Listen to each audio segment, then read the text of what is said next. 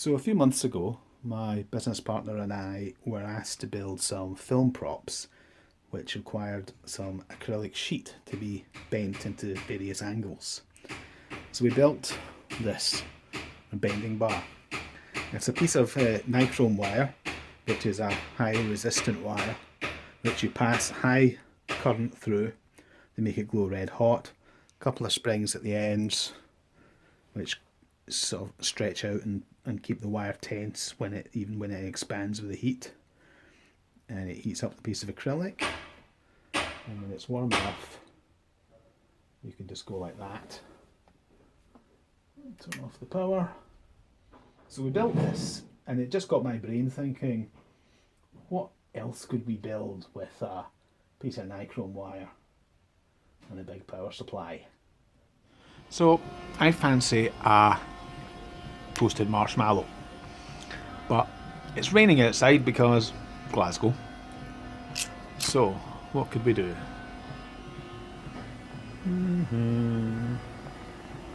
Oh, it's on fire.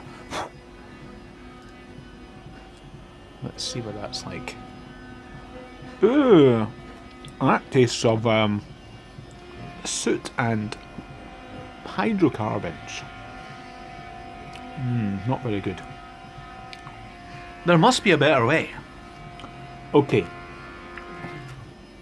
Block of wood. Where is it? Some needles. Block of wood, needles, nichrome wire. That stuff. More needles. We're going to make an electric marshmallow toaster. So the concept is we're going to take our marshmallow on a stick, we're going to put it in a hole in the middle there. We're then going to have a coil of wire suspended on these needles, and they're going to be put into a piece of circuit board. That'll be like little masts that go 1, 2, 3. And we'll see what we get. The circle of wood has now been turned into a slightly more circular circle of wood. And I'm now going to figure out where to attach the masts for the pins.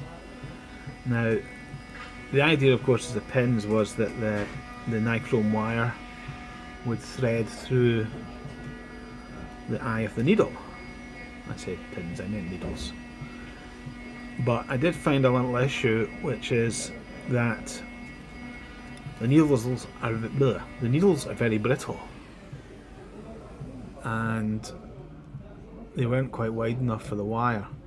So I tried to force it, and the needles just shattered.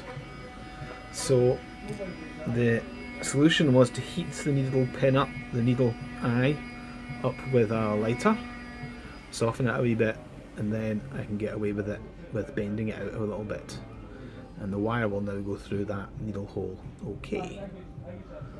So let's see how this bit goes. The coil is coiled. It's now time for a test burn.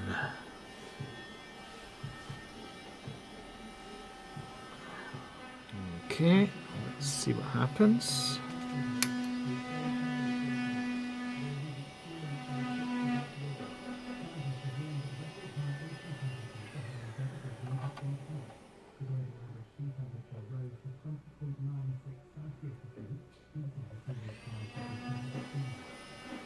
Well, it's glowing.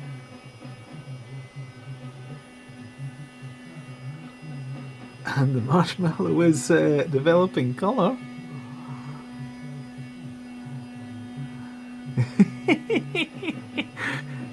It sort of works.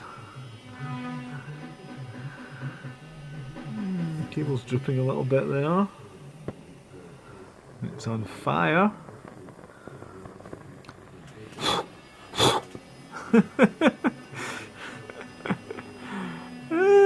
Okay, it's a thing. Okay, I think I'm going to turn it off.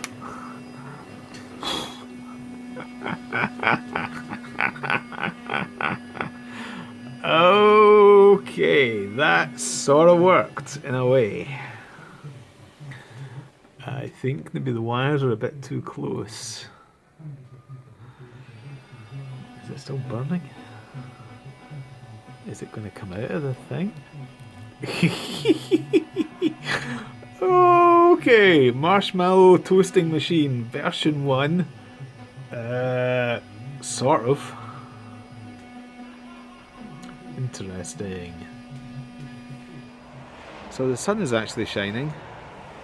So I thought I'd venture out into the garden to do a little wrap up on this marshmallow toasting machine.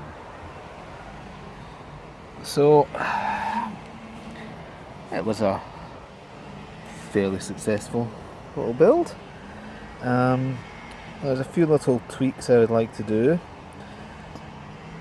If you look here,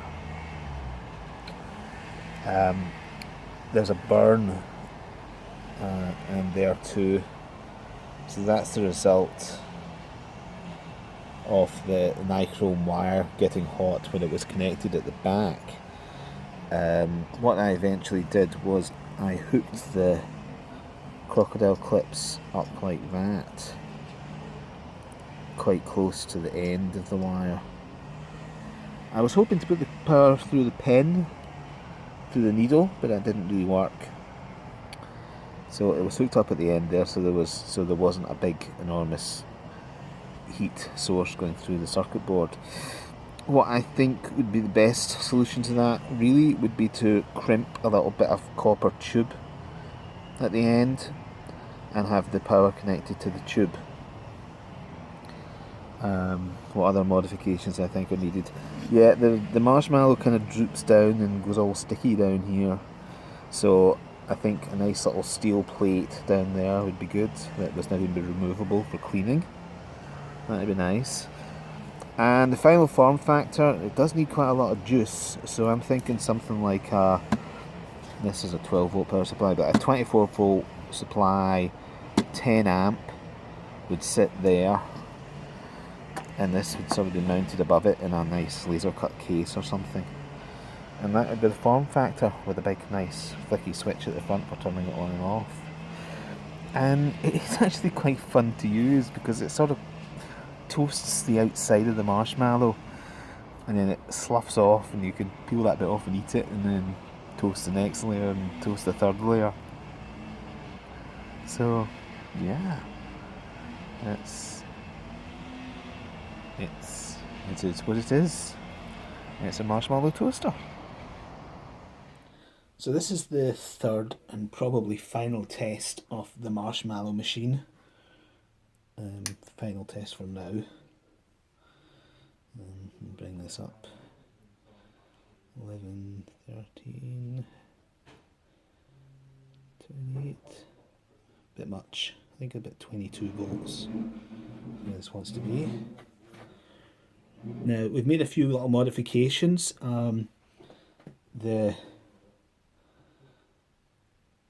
The heating elements are now a little bit closer together, you may notice, because I think I was heating the top and the bottom of the marshmallow. To be honest, most of the heat escapes from the top,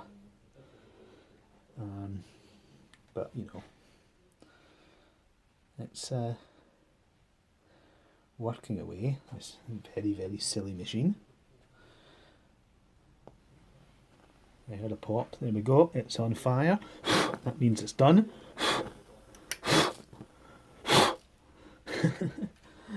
So, how are we? That looks quite good actually, that one. Okay, it looks quite burnt. But then, that's what it does. This is the marshmallow machine. It's a limited success, I would say. I'm going to eat some marshmallow now.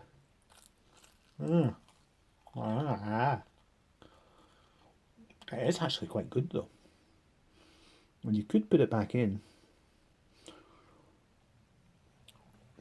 and continue the toasting process. Let's see how that works. But altogether, I think that was a enjoyable little project. So, as I said, this is the first video. Hopefully there will be a series of these, and we shall build some more fun stuff. And it's all in the service of the bigger project, the ARCADIA project.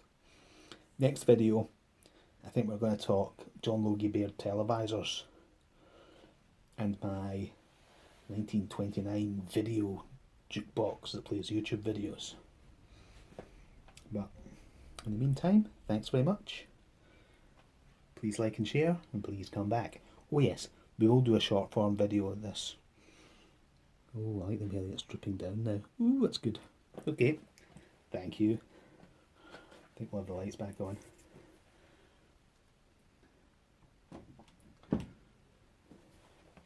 See you next time.